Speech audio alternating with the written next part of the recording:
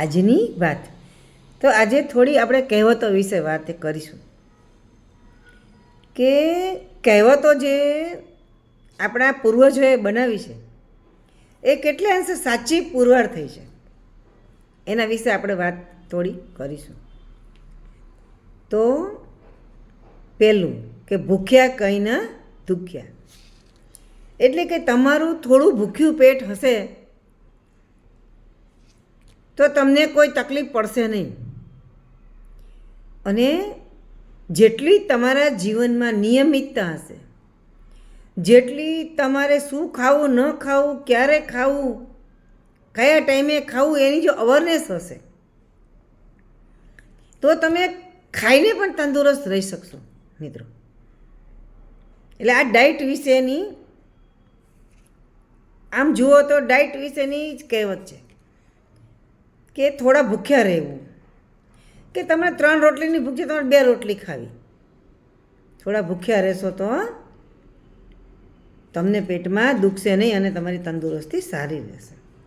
બીજું, લાંબા વાંહે ટૂંકો જાય, મરે નહીં પણ માંદો થાય.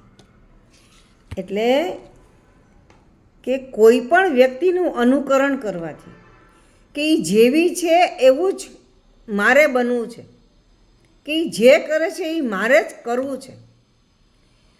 પણ એ વ્યક્તિની કેપેસિટી અલગ છે કામ કરવાની અને તમારી કેપેસિટી કામ કરવાની અલગ છે.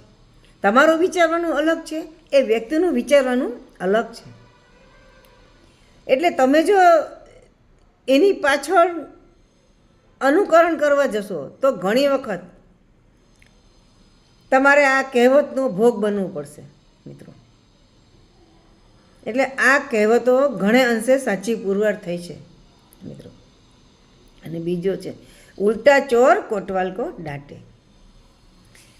એટલે કે તમને ખબર છે તમારો વાંક નથી, કોઈ પણ વાતચીત થતી હોય કોઈ પણની સાથે, કોઈ પણ વ્યક્તિ સાથે તમારી કોઈ પણ વાતચીત થતી હોય પણ તમને ખબર છે કે તમારો વાંક નથી, પણ તે છતાં સામેની વ્યક્તિ તમને ખોટા પુરવાર કરવા માટે કે એના માટે એ તૈયાર જ હોય છે. એટલે કે ઉલટા ચોર કોટવાલ કો ડાંટે, એટલે કે વાંક એનો હોય છે તે પણ છતાં તમારે વઢ ખાવી પડે છે અને તમારે એનો ગુસ્સો સહન કરવો પડે છે તો પણ તમે કશું બોલી શકતા નથી. એટલે આ જે કહેવત છે એ પણ સાચી પુરવાર થઈ છે. એટલે લગભગ બધી એવી કહેવતો છે આપણી કે જે ઘણે અંશે સાચી પુરવાર થઈ છે મિત્રો.